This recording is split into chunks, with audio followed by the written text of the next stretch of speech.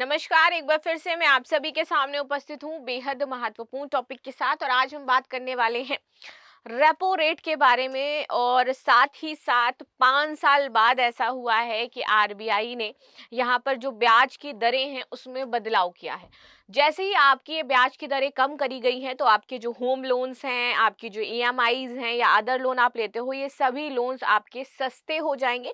यानी कि आम जनता को एक और तोहफा दे दिया गया है सरकार के द्वारा कि जो लोन की ब्याज दरें हैं वो आपकी कम कर दी गई हैं। अब कितनी कम हुई हैं, क्या होता है रेपो रेट, सरकार ये कैसे करती है, क्या इसमें बदलाव किए जाते हैं, कैसे कैसे मॉडिफाई होता है, इन सारी चीजों के बारे में हम बात करेंगे। मेरा नाम है प्राची मिश्र और संस्कृति आयस के इस प्लेटफॉर्म पर आप सभी का बहुत बहुत स्वागत है।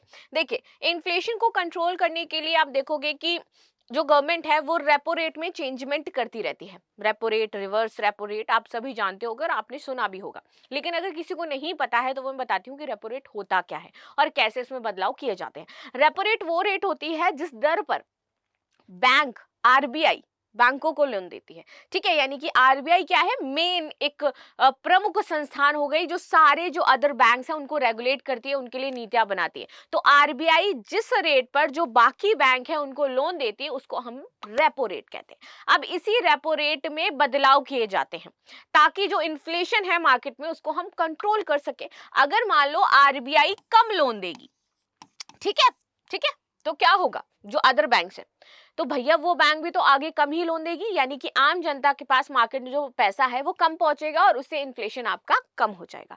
अगर आरबीआई ज्यादा लोन देती है, ठीक है, रेपो रेट को क्या कर देती है, घटा देती है, ठीक है, तो फिर क्या होगा आपका, जैसे ही रेपो रेट घटाई गई वैसे ही आपका इन्फ्लेशन बढ़ गया, यानी कि मार्केट में पैसा ज्यादा जाएगा। आरबीआई जो बैंक है उनको पैसा ज्यादा देगी, बैंक आगे पैसा ज्यादा मार्केट में लोगों को फ्लो करेंगे, एज अ जो लोग आते हैं लोन लेने, इसके माध्यम से उनके हाथ में पहुंचेगा और इसके बाद आपका इन्फ्लेशन मार्केट में बढ़ जाएगा।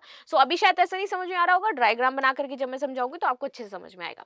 लोन लेना सस्ता होगा, कम हो जाएगी ईएमआई। रिजर्व बैंक ने रेपो रेट 0.25% घटा दिया है। तो अगर जैसे ही आपका रेपो रेट घटेगा, इसको हमेशा याद रखना, अगर रेपो रेट घटा, ठीक है, रेपो रेट आपका कम हुआ, वैसे ही देखोगे यहां पर इन्फ्लेशन जो हम कहते हैं वो बढ़ना शुरू हो जाता है। इसलिए आरबीआई ये हमेशा माइंड करके चलती है कि रेपो रेट को ज्यादा ना घटाया जाए, क्योंकि इससे मार्केट में जो पैसे का फ्लो है वो बढ़ जाता है।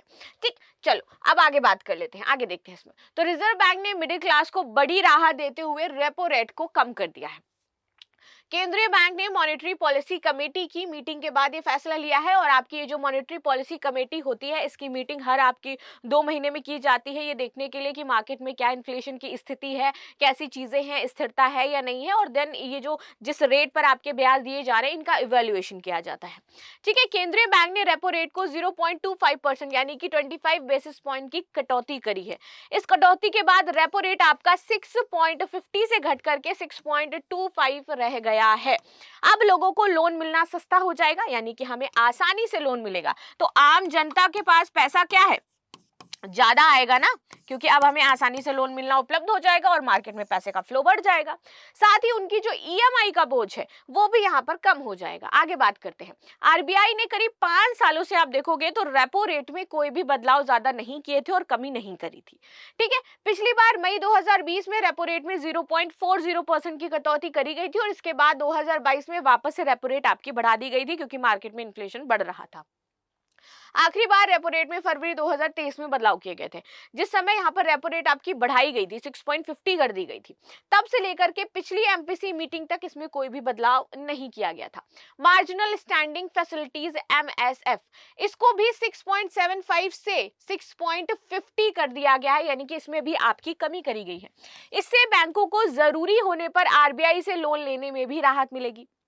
ठीक है, तो ये अब किसके लिए है, ये बैंक्स के लिए है, ये आम जनता के लिए नहीं है, ये बैंक्स के लिए। बैंक्स क्या इसके थ्रू आरबीआई से लोन ले सकती है, तो इसमें भी आपकी कटौती करी गई है। रिजर्व बैंक ने साल 2026 के लिए जीडीपी ग्रोथ 6.70 और महंगाई दर 4.8 रहने का यहाँ पर अनुमान लगाया है। अब रेपो रेट क्या होता है, देखो, रेपो रेट वह दर होती है जिस पर रिजर्व बैंक दूसरे बैंक को क्या देती है, पैसा देती है या फिर लोन देती है। तो आपको लगता होगा क्या ये बैंक्स भी लोन लेती है, ऑफ कोर्स लेती है लोन। और ये जो है ना, ये रेपो रेट और रिवर्स रेपो रेट इंपॉर्टेंट इसलिए हो जाती है कि ये कुछ तरीके हैं जिससे हमारी जो इकोनॉमी है, या फिर मैं कहूँ हमारी जो इन्फ्लेशन है, उस पर हम कंट्रोल लगा सकते हैं, उसको हम लगाम लगा सकते हैं, ताकि अचानक से महंगाई बहुत ज़्यादा मार्केट में ना बढ़ जाए, लिक्विडिटी बहुत ज़्यादा मार्केट में ना बढ़ जाए, इससे बहुत ज़्यादा आम जनता को दिक्कत होने लगेगी। ठीक है, तो इसी वजह से महंगाई को कंट्रोल करने के लिए ये repo rate and reverse repo rate आपके होते हैं। अगर रिजर्व बैंक कम दर पर पैसा उधार देगा तो बैंक भी क्या करेंगे, ग्राहकों को कम दर पर पैसा देंगे। इससे home loan, car loan, personal loan आदि शामिल हो जाते हैं। रेपो रेट कम होने से मिडिल क्लास को बड़ा फायदा होता है, क्योंकि इससे ईएमआई जो होती है उसका बोझ उनके ऊपर कम हो जाता है, और वहीं दूसरी ओर बाजार में जो लिक्विडिटी है वो भी बढ़ जाती है।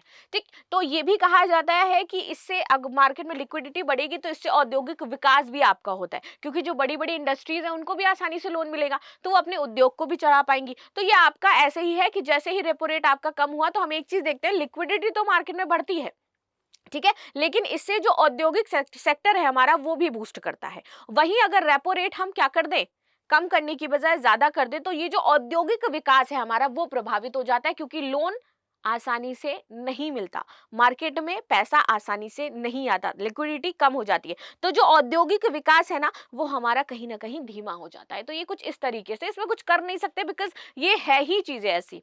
आगे बात कर लेते हैं। यहाँ पर आपके माइंड में आ रहा होगा फिर हमेशा ही रेपो रेट को क्या है, कम करना चाहिए, क्योंकि उससे औद्योगिक विकास हो गया, विकास होगा, इंडिया हमारा बूस्ट करेगा, जल्दी इंडिया विकसित हो जाएगा। बट ये ऐसा नहीं है।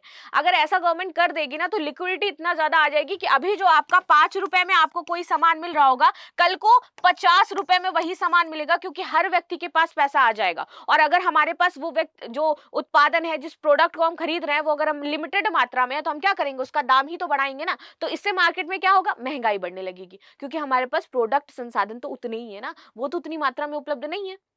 तो धीरे धीरे अब मान लीजिए कि पहले शुगर थी, या फिर मान लो पहले फोन है ये जो मैंने खरीद रखा है, तो ये 50,000 का आ रहा होगा। ठीक है, अब लोगों के पास, जिनके पास 50,000 है वो तो इस फोन को ले सकते हैं, अब नहीं है जिनके पास 50,000 वो फोन नहीं ले पाएंगे। तो उसके लिए क्या होगा, अब ये वाली चीजें आ गई, तो लोगों ने क्या किया कि हम लोन करवा लेते हैं भाई, या फिर हम ईएमआई पे ले लेते हैं। तो अब ये जो फोन है, ये जस्ट फॉर एग्जांपल ले रही हूँ, बाकी ऐसा फोन के साथ नहीं होता है, मैं एक नॉर्मल प्रोडक्ट की बात कर रही हूँ जनरली। तो आप देखोगे कि ये फोन है, अब लोगों के पास ज्यादा पैसा आ गया, लोगों की जो परचेजिंग पावर है वो बढ़ गई, तो अब वो क्या, ये 50,000 का फोन आसानी से एक्सेस कर लेते हैं। अब ये फोन स्टॉक में हमारे पास कम है, तो हम क्या करेंगे, यार चाहिए तो ना, देना ही तो है या मार्केट में, तो हमने इस फोन का रेट बढ़ा करके क्या कर दिया, 70,000 कर दिया। तो इससे क्या हुआ, महंगाई बढ़ी ना, फोन 50 से 70 पहुंच गया, और लोगों की परचेजिंग पावर भी बढ़ गई थी, इसलिए हमें ये करना पड़ा। तो अब जिसके पास 70,000 होगा वो आएगा फोन लेने, 50,000 वाले हमने हटा दिए। तो ऐसा ही मार्केट में हो रहा है, और ये मार्केट का नेचर है, इसमें आप कोई बदलाव नहीं कर सकते, और मार्केट ऐसी ही चलती है।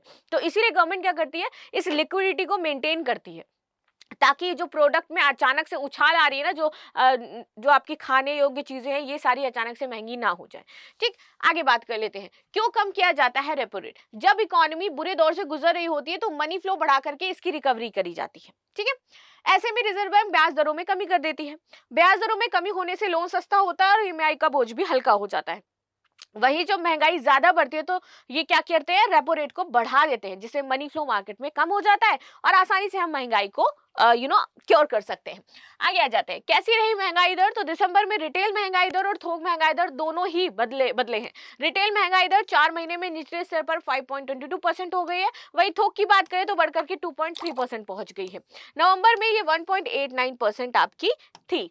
ठीक है, इनकम टैक्स में भी आपको यहाँ पर राहत दे दी गई है, तो 12 लाख तक हम सभी को पता है कि आपको कोई टैक्स नहीं देना है। वही टैक्स स्लैब में भी बदलाव हुए हैं, इसमें 25 लाख रुपए तक कमाने वालों को 1.1 लाख रुपए तक की बचत होगी। 18 लाख यदि कोई आय कर रहा है तो उसको 70,000 रुपए की बचत होने वाली है। ऐसे में सरकार ने नए टैक्स स्लैब और इनकम टैक्स में छूट दे करके मिडिल क्लास को यहाँ पर खुश करने की कोशिश करी है, जो हमें पता है कि हाँ ऐसा किया जा रहा है। तो ये थी न्यूज जो हमने डिस्कस करी, बाकी आपकी क्या राय होती है जरूर बताइएगा। मिलते हैं नेक्स्ट क्लास में, तब तक के लिए धन्यवाद। लाइक शेयर सब्सक्राइब करना बिल्कुल भी ना भूले। तब तक के लिए धन्यवाद।